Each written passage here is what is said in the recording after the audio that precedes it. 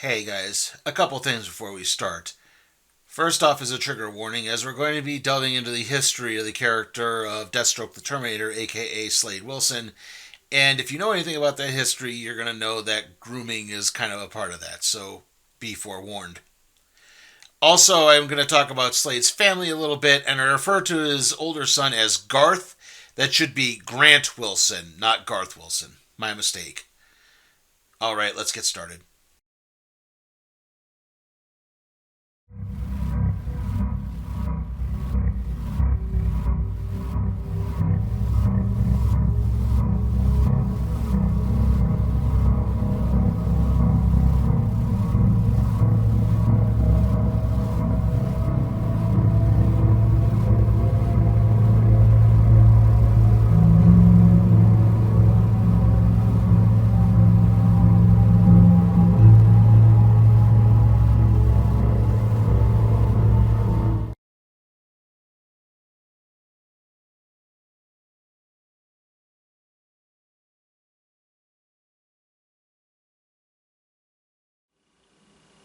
Okay, I've got to explain the naming confusion in this. Technically, this story arc is called Batman vs. Deathstroke. That being said, this is actually a part of the ongoing Deathstroke series at the time. There are no Batman issues in this. This is all Deathstroke. Which means it should technically be called Deathstroke vs. Batman, as Deathstroke is the lead character. I mean, when Ted Danson suddenly popped up in Seattle, they didn't all of a sudden call the show Sam and Fraser. Anyway, yeah, today we're covering the longtime Teen Titans adversary Deathstroke the Terminator, or just Slade if you watch the animated series. Slade Wilson is a soldier of fortune who volunteered for an experiment that allowed him to use 90% of his brain capacity, resulting in heightened senses and an accelerated healing factor. Yes, I know, the whole we use only 10% of our brain thing is total bunk. Just think of it more like Slade can access parts of his brain and utilize them in a more efficient manner than the average person. Deathstroke has gone on to be one of DC Comics' most enduring villains, even being popular enough to get his own ongoing series on several occasions. Though some have considered Slade to be something of an anti-hero, many of his actions would prove otherwise. Most notably was what he did during the classic Teen Titans storyline, The Judas Contract. The storyline saw Slade manipulating a Titan member named Terra who could control earthquakes into betraying the rest of the team, even going as far as to seemingly initiate a romantic relationship with her. Now, I should point out that the writer of this ongoing series, Christopher Priest, did try to retcon that story point so that it was actually Terra's mental illness that made her think that she was romantically involved with Deathstroke, and he was just manipulating her from afar, and they never actually had any type of entanglement. That being said, that plot point in and of itself got retconned into him exploiting her mental illness and still kind of seducing her. As for Deathstroke's interactions with the Caped Crusader, there really haven't been any.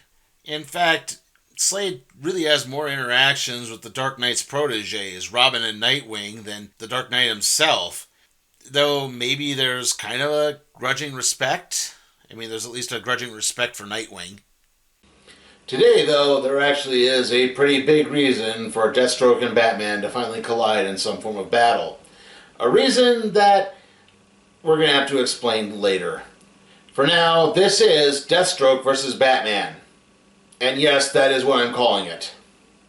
At some point in the past, two Brits taken the result of the Weirtime Derby and its possible effect on Liverpool, apparently forgetting that the Weirtime Derby is between Newcastle and Sunderland. The two strike up a friendship and begin meeting every subsequent year to complain about their employers. Such are the lives of Alfred Pennyworth and William Randolph Wintergreen. Okay, so I'm sure you're all aware that Alfred Pennyworth is a longtime Wayne family butler, and thus he's Batman's number one confidant. William Randolph Wintergreen is kind of the same thing for Deathstroke. He's a former military mentor of Slade Wilson, who is now basically the broker for Slade's Soldier of Fortune assignments. Also, Slade is wearing power armor that has an artificial intelligence named Wintergreen that he also talks to, because he really needed to be more like Iron Man, apparently. Jumping to the present, Batman and Commissioner Jim Gordon are investigating the robbery of a major bank in Gotham City. There was no money stolen, however, there were a massive amount of legal documents for a major drug runner named Bernie Chow that were taken. Also, the thieves left behind something for Batman, a folder addressed specifically to him. The contents of said folder upset the Cape Crusader, and he immediately chases down the getaway vehicle and wrecks it, demanding answers. However, it turns out that the schlubs in question didn't leave the folder behind. Batman returns to Wayne Manor, where it's revealed that the file contains a DNA testing results for a child of Talia al Ghul and Slade Wilson named Damian. Okay, so we're going to have to talk about Damian Wayne again, and yeah, this gets a little convoluted, so we're going to have to go off camera to finish this, alright? In 1987, DC released a story called Son of the Demon that saw Batman get together with Talia al Ghul, daughter of longtime Bat adversary Ra's al Ghul, that resulted in a pregnancy. Seeing that the impending fatherhood was lessening the Dark Knight's focus on injustice, Talia staged a miscarriage and told Batman to return to Gotham City. The canonicity of the story was debated for many years, and the character would pop up in numerous Elseworlds tales. Most notably in Mark Waid and Alex Ross's Kingdom Come, in which he appeared as Ibn al-Zafash, which translates to Son of the Bat. Then in 2006, the child returned under the name Damian with a tweaked backstory about being raised in suspended animation. During his time in suspended animation, Damian was psychically trained in order to kill Batman and become the new vessel for the soul of Ra's al Ghul, who was deceased at this point. However, Damian showed resistance to the training, allowing Batman to take him in and have him become the new Robin. Now, unlike the previous Robins, Damian's a little bit different. He's got a bit more of a vicious streak. He's a little more ill-tempered. He definitely has a more petulant attitude, probably due to his spoiled upbringing. That being said, he does have an aversion to killing, and he at least tries to do the right thing on several occasions. And yeah, I know I'm really skipping over a lot with him, but we'd be here all day, so let's just get back to the story. Believing that Deathstroke is behind the file, Batman sets up a trap involving Bernie Chow. It doesn't work as Slade uses a decoy, but the two eventually begin fighting amongst the towers of Gotham City. Batman calls in his plane to try to take down Deathstroke and even again accuses Slade of being behind the file. Slade admits that he did have a relationship with Talia al Ghul, but it was well before Damian was born amongst other things, as he proceeds to cause the plane to crash. Batman doesn't believe him and basically wants a confirmation via a DNA test. Until then, all of Deathstroke's contracts are on hold thanks to hacking by Wayne Tech. That being said, Slade may actually have some plans of his own, as Jim Gordon is alerted to the theft of a Wayne Tech microchip prototype being used for national security and also smartphones. To that end, Batman seemingly launches an attack on Slade and Wintergreen by shooting down their plane over the Middle East. However, when Slade takes the Dark Knight on once again, it turns out to just be another decoy. Slade is then surrounded by several insurgents who are then talked down by a female leader. As that plays out, Batman is visiting a federal agent with connections to Slade. This is Adeline Kane Wilson, who is Slade Wilson's ex-wife and mother to two of his children, Garth and Joseph. She divorced Slade and shot him in the eye, which is why he wears an eye patch, after the family got attacked, and that resulted in Joseph being rendered mute after having his vocal cords severed. We'll get more into the rest of the Wilson family a little bit later.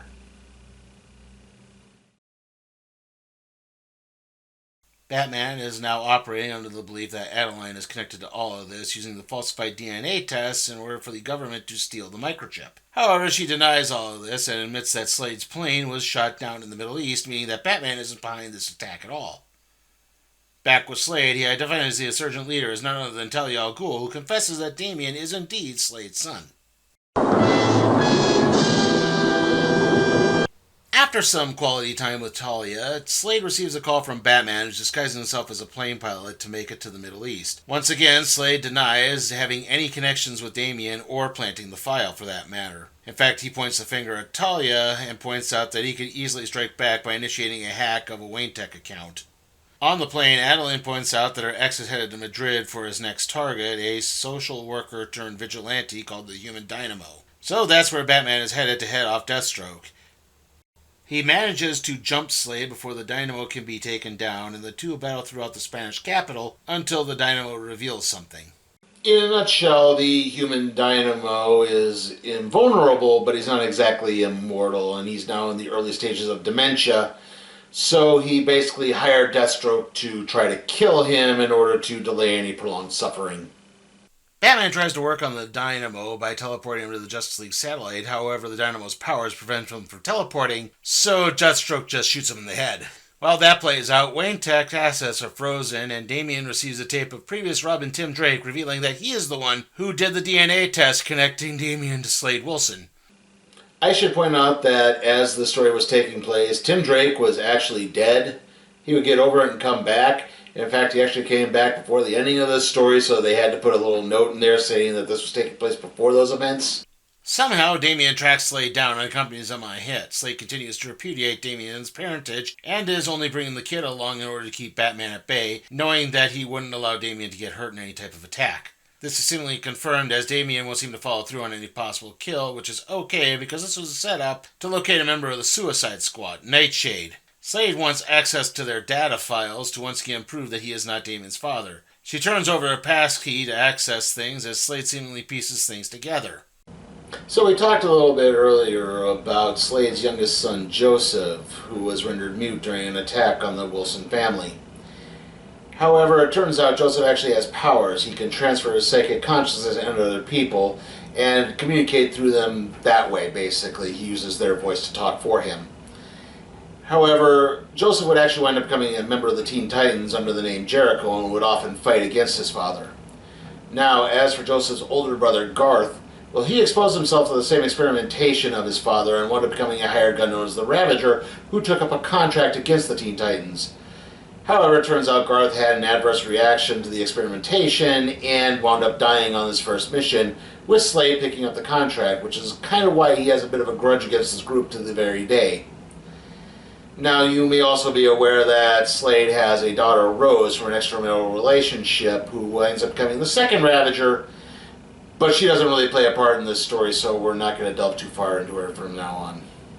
Damian returns to Wayne Manor, where Batman chastises him for believing what he still believes to be Deathstroke's claims. However, it's then that Dick Grayson arrives with some of Tim Drake's personal effects and reveals that he's the one who found the videotape. Batman points out that Damian is his son and not to believe anyone else. However, before anything else can happen, Slade winds up pulling a gun on Batman as he came up through the Batcave.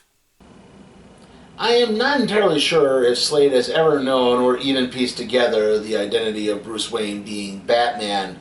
During the storyline, he says that he tracked dirt samples from Batman's boots and thus figured out it was at Wayne Manor. But throughout the Judas Contract storyline, he had found out the Teen Titans' identity, including that of Dick Grayson, aka Robin, and then eventually Nightwing. So he's always known Dick's identity, and thus would know that Dick was raised by Bruce Wayne. So you think he would have pieced things together through that.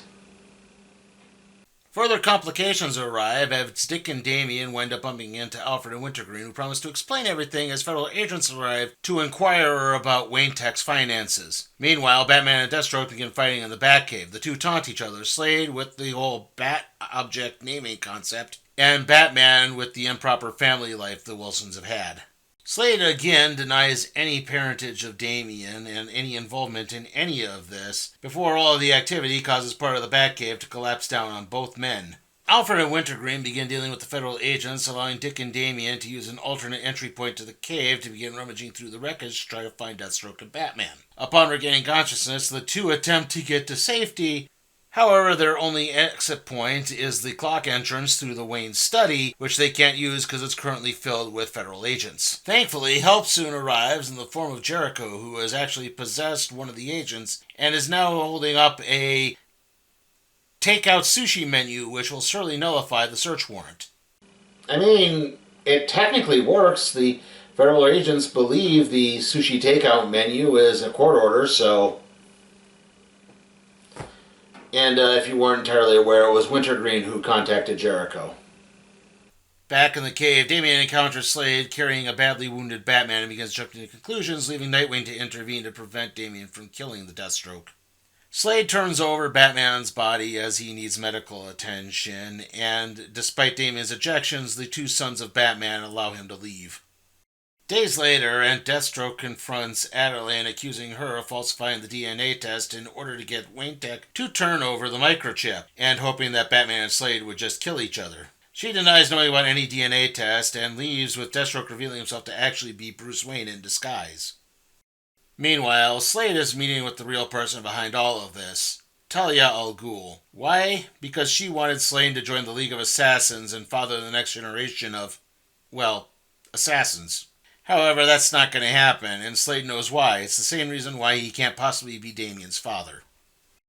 After he was surprised by the arrival of his daughter Rose, Slade got a vasectomy to prevent any further such occurrences. And this was well before his relationship with Talia, which means he can't be the father of Damian. Still, Batman isn't entirely sure as he commissioned one final DNA test. Finally, at the last second, Bruce seems to have a change of heart and just tosses the folder into the fireplace.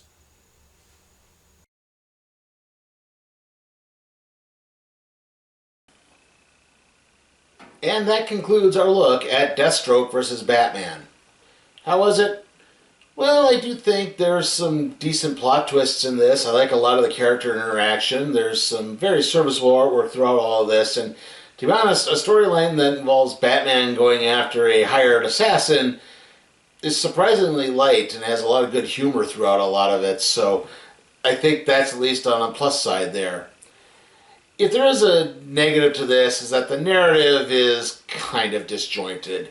This story is not told in a linear fashion, and while that isn't necessarily a bad thing, unfortunately in this case it leads to parts of the plot feeling like they're missing. Like Damian going out and finding Deathstroke, or again finding out that Deathstroke was apparently or might be his father.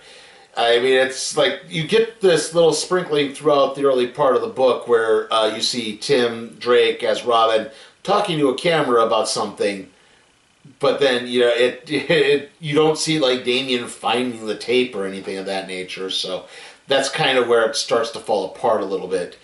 And again, given the history between the characters, you'd think Dick Grayson would have a larger role in this story when he really doesn't. He just pops up at the end. And again, that kind of leads to a bit of a disappointment. Not to mention, it feels like, the idea of Bruce Wayne and Wayne Tech or Wayne Enterprises being bankrupt would be a little bit bigger news than it is. There's outside of, the federal agents coming to the Wayne Manor, there really isn't that much else. And that, again, kind of leads to a sort of empty feeling inside. Like I said, the story really isn't bad. Unfortunately, it's not very good. If you are interested in Deathstroke, this isn't a bad jumping on point, really. I mean, again, you have to fill in some of the plot holes, but some of the ongoing narrative going into the story. But other than that, like I said, it's not terrible, but I don't think it's necessarily the first thing I would recommend. I am going to give Deathstroke versus Batman a C. Like I said, it's not good, but it's a lot of room for improvement. And with that, let's see what we're doing next time on the Random Trade Review. Sorry, the phone went off.